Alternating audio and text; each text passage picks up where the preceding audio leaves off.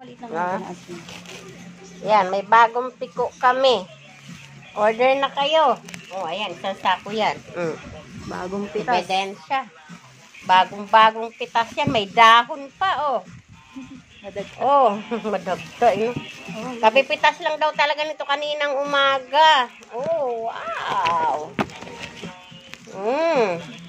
Order na kayo, yung malapit sa Niste Store. Pumunta na. Wow.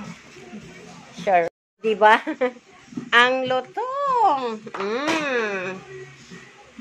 Diba? Gusto niya magkwento ako ng, may kwento ako nito. Ito maganda to ay piko. O, diba? Order na kayo. Ang daming dumating ngayon. Isang sako. Ayan, kunti na nga lang. Kasi nga, daming bumibili. Daming umu-order. So, dahil dyan, kikwentuhan ko kaya. May kwento ako tungkol sa piko. Alika, kikwentuhan ko kaya. Huwag kang kuha, nakilo ko na yan. Ay, nakailan mo na yan. Kuha ka dito. Dito ako. Ayun, Yung malaki to eh. Yung maliit lang.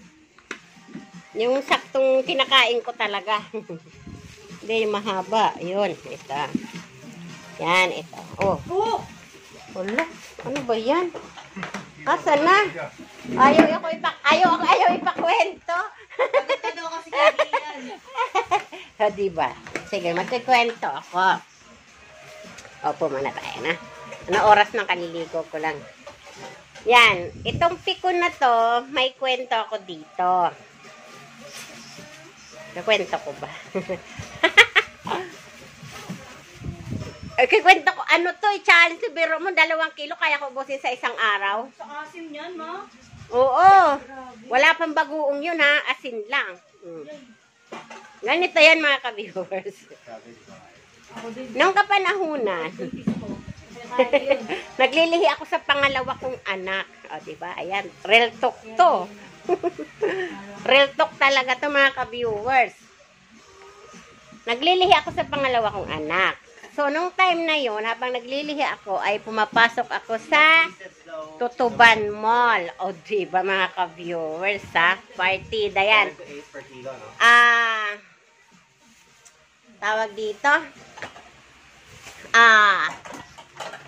Dumadaan ako sa, saan nga yun, Papa?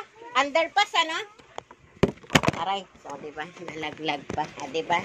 Talagang pupwesto tayo para makapagkwento tayo ng mabuti. Dumadaan ako ng underpass ng Quiapo ba yun pa?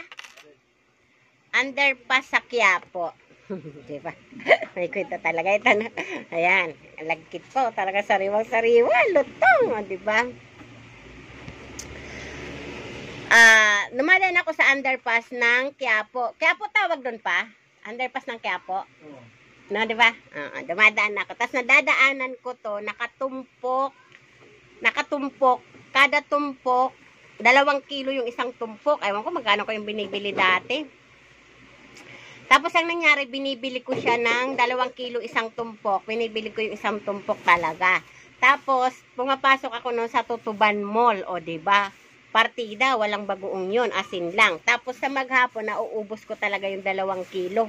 Binabalatan namin doon habang nag-sales lady ako, diba? Sales lady talaga, no? Ang nangyari, hindi ko alam na buntis pala ako sa pangalawang anak ko. O, diba? Real talk talaga to, no? Sige, ang kain ko, everyday, kada tuwing pasok ko, bibili talaga ako ng 2 kilo. Matagal yun. Talagang 2 kilo. Walang asim-asim. Lahat ng mga kasamahan ko nangangasim na. Pero ako wala talaga. O, diba? Ang nangyari, malaman-laman ko, buntis pala ako dun sa pangalawa ko. O, diba? O, diba? Pinaglihian nito. 2 kilo sa isang araw, ha? Araw-araw yun, ha? O, hanggang sa matuklasan ko na buntis pala ako sa pangalawa ko. O, diba? Kaya nyo yun? 2 kilo sa isang araw, asin lang. Walang bagoong. Araw-araw yun. O, diba? Ganon si Madam Maglihi. Ayun na nga, hanggang dito na lang. Bye-bye. Order na kayo. Ang lutong nito. Diba? May kwento nga ako piko sa inyo. Tapos order na kayo. Kasi nga, may kwento nga ako sa piko. Pero ang sarap nito. Ayan. Bye-bye.